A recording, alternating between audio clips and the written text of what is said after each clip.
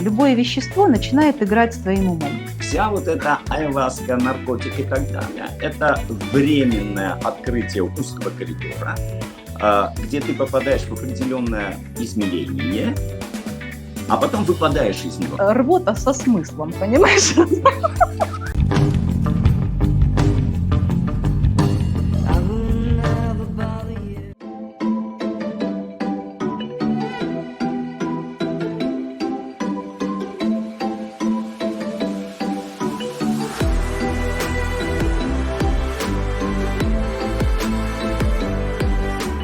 Понимаешь, вот что такое, когда есть сознание, Арван, прикинь, да, а есть, когда просто вещество играет с твоим умом.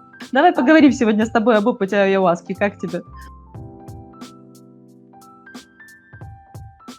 Да, Галина Николаевна, давайте. Очень интересно, как бы это опыт айваски на самом деле пересекается, наверное, сама айваска, я не имею в виду вообще опыт, со всеми веществами, которые имеют какие-то галлюциногенные свойства. Вот есть же такой аспект в человеке, как духовная лень. Она говорит, жирануть бы чего-нибудь, хавануть бы чего-нибудь, понимаешь? Вот удариться озимь и превратиться раз и навсегда. Но дело в том, что такая действительно возможность существует в этих экспериментах, это правда, да, и это происходит, но фишка в чем? Если нет четкого и ясного понимания, что есть ум внутри тебя, вот, а что сознание, тогда эти эксперименты, ну, скажем так, намного менее эффективны, особенно если у тебя такая высокая цель, как, допустим, поиск предназначения, ну, или хотя бы новых идей, понимаешь. Любое вещество начинает играть с твоим умом. И вот если ты понимаешь, что такое игры твоего ума и способен отделить ум от себя, то есть у тебя есть опыт присутствия в сознании, тогда ты видишь, что это просто картинки, которые скажем так, которые крутятся в объеме твоего собственного ума. Сиддхартха говорит, слушайте, ну реально, вы просто чистите желудок, да, тогда, когда это было актуально в те времена, да, спокойненько надо было, понятное дело, вывести паразитов, да, чтобы они там не размножались сильно много. Да, ведь разводняк-то в чем? В том, что это рвота со смыслом, понимаешь?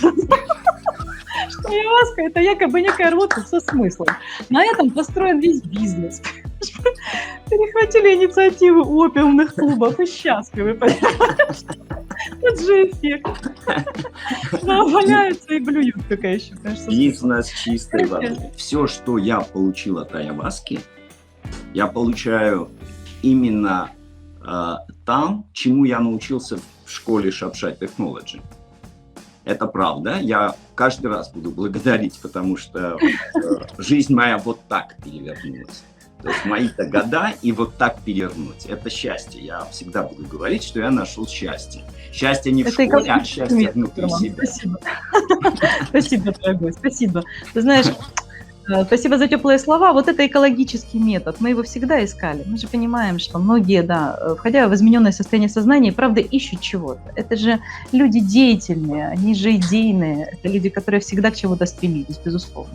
Поэтому вот эти методы, спасибо тебе, да, действительно так круто работают, круче айваски. Айваска, наркотик и так далее – это временное открытие узкого коридора, где ты попадаешь в определенное измерение, а потом выпадаешь из него. Когда ты выпадаешь из него, тебе хочется опять туда попасть.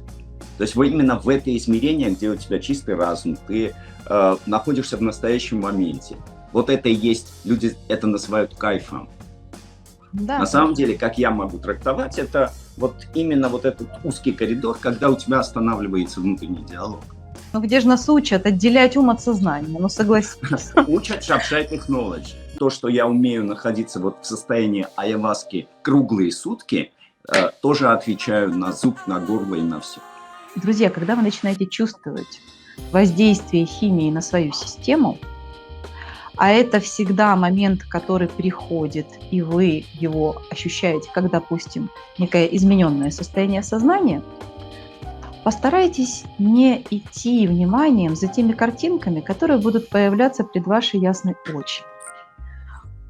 Просто максимально сосредоточьтесь на дыхании вашего тела и попробуйте максимально сконцентрироваться в настоящем. Это навык. Но мы с Романом Грантовичем всем вам желаем этот навык развить. Attention control, Роман Грантович. Да, Галя Николаевна.